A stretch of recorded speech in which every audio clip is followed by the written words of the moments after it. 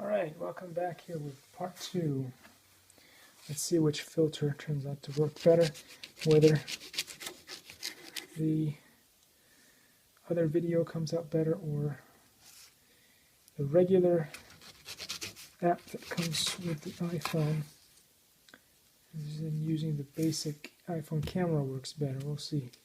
I want to test that out too. So the first part was done with the Foodie app, which I really like, and a good friend introduced me to the Foodie app.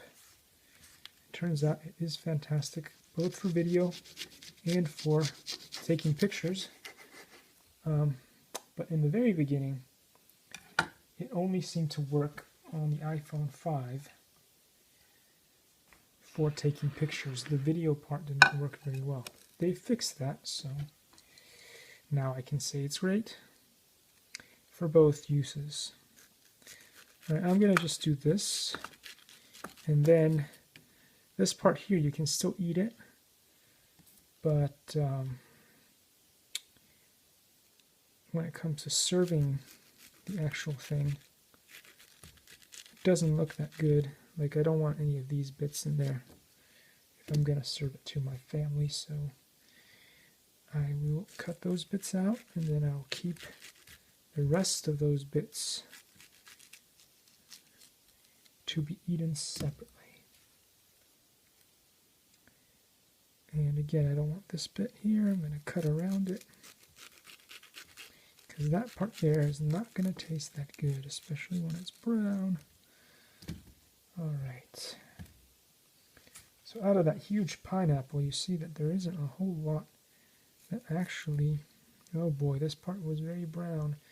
I'm going to skip that part altogether, because I don't want to get anybody sick or let them have a run or anything like that.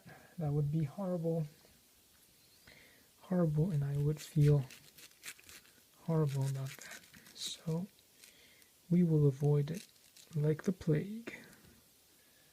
Like the plague.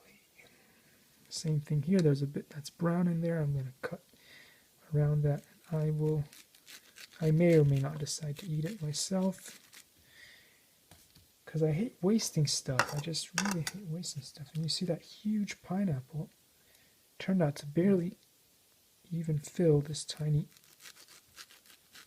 bowl. So, well, there you have it. In these two videos, I showed you how you can prepare some good old pineapple for the family. Try not to waste food and enjoy yourselves. See you in the next one.